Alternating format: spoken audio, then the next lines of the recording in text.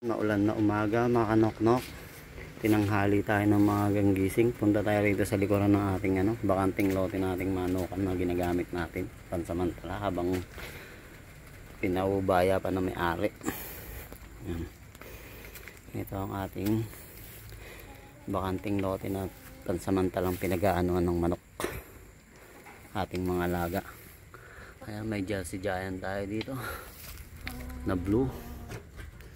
Yan ang Jersey Giant na blue.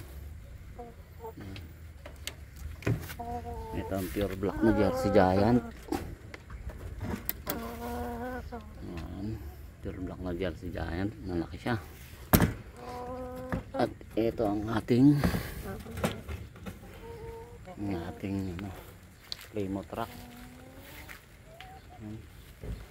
Medyo masukal na rito mga kanoknok ko. Hindi na natin na dire-diretsong ulan, walang tigil.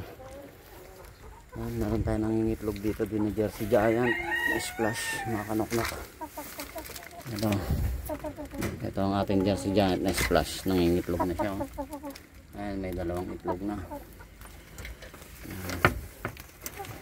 Tapos nandito ang ating sobrang sukal na, diba mga kanoknok? Nandito ang ating Rhode Island Red Raw. Yan, 4 months old na Rhode Island Red.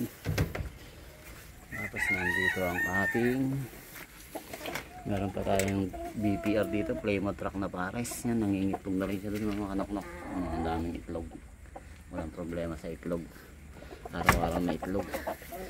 Nandito rin ang ating Buff Orpington mga kanoknok.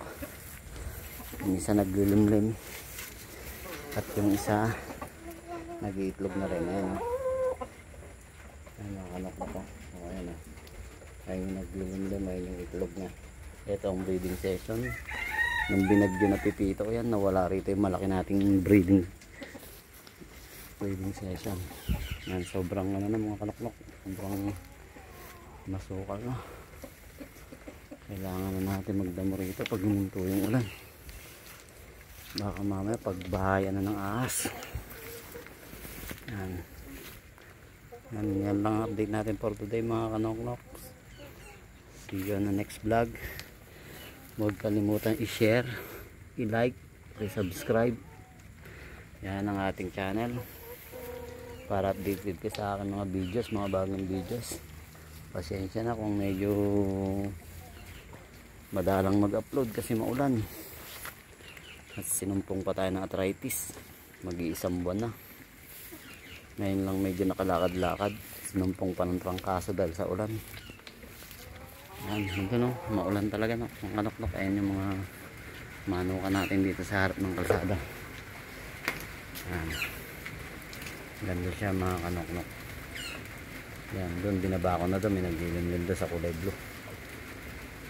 Ayan. Ayan, maraming salamat mga kanoknok. Goodbye.